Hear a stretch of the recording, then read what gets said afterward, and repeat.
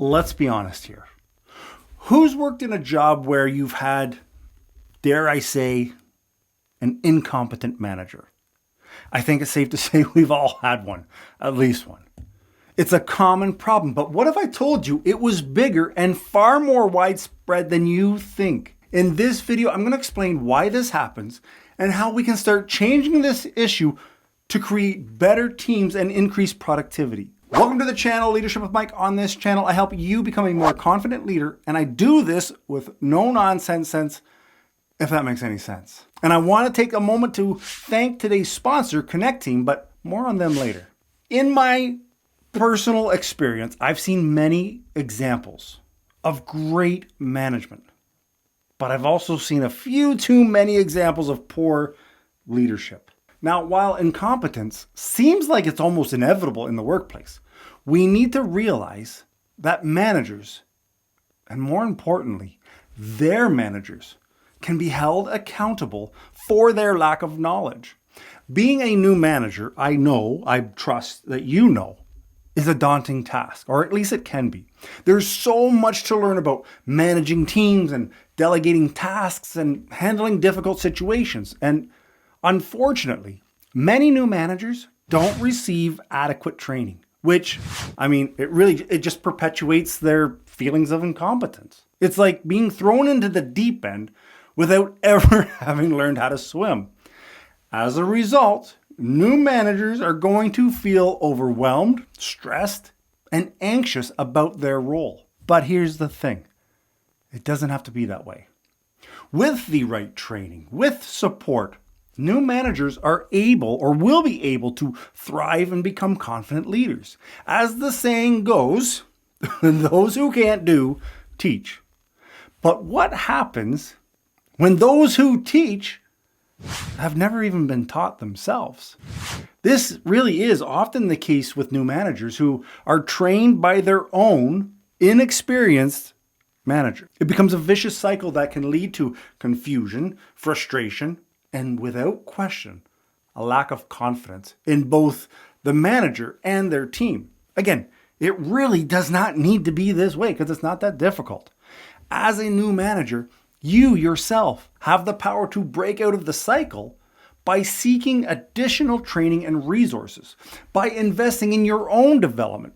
You can not only become a more effective leader, but you can also inspire those around you to start doing the same. I'm sure you know this, but managing is not just delegating tasks and making sure that deadlines are met. There's a balance that needs to be struck between being firm and being empathetic, and that is not so easy. It's understandable why some managers might not want to take initiative to better themselves or their skills, but here's the thing. The best managers, the ones who inspire and lead teams to success, are the ones who constantly strive to improve themselves for themselves. They attend workshops, they read books, they join boot camps. See the link in the description for the no-nonsense leadership boot camp. But they also seek mentors. So while it seems easier to stay in your comfort zone, the truth is that growth is only going to happen when you step out of it. Have you heard the saying, I'm sure you have, no pain, no gain? Well, when it comes to improving yourself as a manager, that is basically what it is. It's easy to fall in the trap of just being comfortable, doing things the way that we do them because that's the way they've always been done. And really, you don't want to put the effort into making any changes. But remember, everything in life worth having is going to come with some level of difficulty. So it's important that as a manager, as a leader who wants to improve, that we have to push ourselves to do better. We have to push ourselves to strive for success, even if it means facing some challenges, some uncomfortableness as we go. As a manager, now, maybe you're asking, am I even qualified to lead this team? Do I have enough experience? These questions, I've had them myself. They really make you feel inadequate, but guess what? It's okay to feel that way. You're not the only one feeling this, inadequacy. Everyone will experience self-doubt at some point in their career. The critical thing is to push through it, to take action. So here's what you need to do. First, Focus on your strengths and what you are able to bring to the table. Secondly, identify areas where you need improvements and find ways to grow and to learn. Third, build relationships with your team and seek their input, seek their feedback.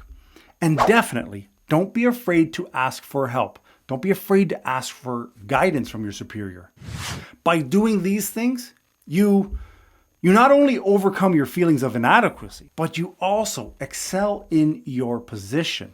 As a manager, you're not just responsible for your own tasks and goals, but you're responsible for motivating and leading a team. Sometimes it can be tough to stay motivated and to think that you should be investing in yourself as a manager. But it's important for both you and the team for you to continue to grow and for you to continue to improve. Now, before I share tips that help me stay motivated, I want to take a moment and thank today's sponsor, Connect Team. Connect Team has revolutionized the way that you manage tasks with your team. With Connect Team, you're able to create and assign tasks with a click of a button. Plus, you're able to include all important details like descriptions, due dates, attachments, and more. But here's the real game changer. Everything gets sent straight to your team's mobile devices. That means you'll receive real-time updates on task completions. No more chasing after your team or wasting time on follow-ups. And when it comes to communication, Connect Team has you covered. Connect Team provides dedicated task-related channels, updates, notifications, and even the ability to mention employees and leave comments. It's never been easier to collaborate and stay in the loop with non-desk employees. Sign up with the link in the description and start your 14-day free trial. And if you have 10 or less employees, use Connect Team absolutely free. So, link in the description. Okay, about them tips. First, set goals for yourself and set goals for your team. This is going to give you something to work towards and to keep you focused. Next, make time for self-reflection and feedback. It's important for you to know your strengths and weaknesses and to stay open to constructive criticism. And of course, invest in your own education. Invest in your own development. Attend conferences, read books, read blogs, find a mentor. Now, let me ask you this. Have you ever noticed that there's some people who just seem to get all the breaks? They're the ones who get noticed by their boss, the ones who are always being given promotions and big projects. You might think that they have some sort of magic touch or they're just plain lucky, but the truth is they're doing something that you're not. They're taking initiative. Taking initiative means stepping up, means taking on challenges and not waiting for someone else to ask you to do something. And it's not just about impressing your boss, it's about gaining the respect of your colleagues, building the relationships with clients, and ultimately achieving success both in your career and in your life. As a manager who has struggled to find their own way, one of the most important things that I did and that you can do is to provide your team, to provide yourself and your team proper training. It's not just about giving people basic knowledge that they need to do their job. It's about empowering them to excel in their job, to achieve their full potential. And by creating a comprehensive training plan that covers all aspects of the job, from the technical skills to the interpersonal communication, you can ensure that every manager on your team feels equipped to do their job. This means taking the time to identify areas where your team may need further support. And you're going to provide them with the resources that they need to succeed.